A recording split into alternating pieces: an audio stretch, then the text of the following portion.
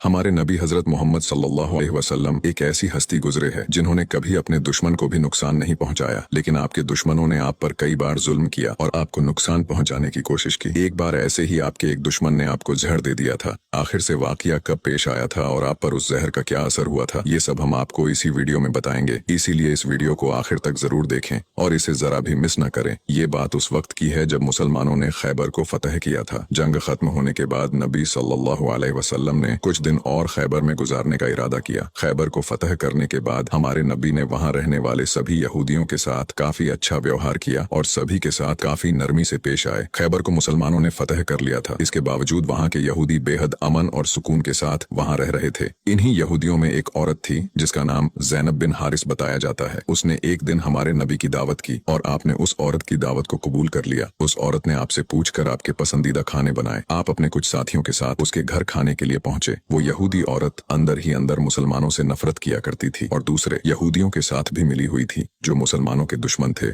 उस औरत ने खाने में पेश होने वाले बकरी के गोश्त में जहर मिला दिया था। जब जहर से भरे उस गोश्त को आपके सामने पेश किया गया और आपने खाने के लिए एक निवाला उठाया और अपने मुंह में रखा तो आप समझ गए कि इसमें जहर मिला हुआ है। आपने तुरंत अपने साथियों को खाना खाने से रोक दिया और कहा कि इसमें जहर मिला हुआ है, लेकिन अफसोस के आपके कुछ साथी उस वक्त तक कुछ गोश्त खा चुके थे जिसकी वजह से उनकी शहादत हो गई। कहा जाता है कि जहर के बारे में हमारे नबी को उस जहर की बोटी ने ही खबरदार किया था। इस वाक़े के बाद उस औरत के साथ साथ उसके सभी साथियों से पूछताछ की गई तो उन्होंने न सिर्फ अपना गुनाह कबूल किया बल्कि ये भी कहा कि हमने आपके साथ ये इसलिए किया क्योंकि हम ये देखना चाहते थे कि आप अल्लाह के सच्चे नबी हैं या नहीं। अगर आप अल्लाह के सच्चे नबी हैं तो इस जहर का आप पर असर नहीं होगा और अगर आप अल्लाह के नबी नहीं हैं तो हमें आपसे छुटकारा मिलेगा। ये बात तो सब जानते हैं कि हमारे नबी ने कभी किसी से बदला नहीं लिया, जबकि आप पर कई बार बहुत जुल्म किया गया जिसके बारे में कोई सोच भी नहीं सकता। लेकिन जब उस जहर की वजह से आपके सहाबा की शहादत हुई थी तो कानून के मुताबिक उस औरत को भी कत्ल कर दिया गया। लेकिन कुछ रिवायतों में आता है कि उस औरत ने खुदकुशी कर ली थी। वही कुछ रिवायतों में कहा जाता है कि उस औरत को माफ कर दिया गया था। इस बारे में कई मुफस्सरीन अपनी अलग अलग राय रखते हैं। एक हदीस में हजरत आयशा फरमाती है कि जब नबी सल्लल्लाहु अलैहि वसल्लम की जिंदगी के आखिरी दिन चल रहे थे और आप बीमार रहा करते थे, उस समय आप कहा करते थे कि खैबर में जो मैंने जहर से मिले हुए गोश्त का टुकड़ा खाया था उसका दर्द मैं आज भी महसूस कर सकता हूँ। ये बात कई किताबों से साबित है कि उस जहर का असर हमारे नबी के आखिरी दिनों में देखा गया था और इसी जहर के असर ने आपकी वफात में एक अहम किरदार अदा दिया था।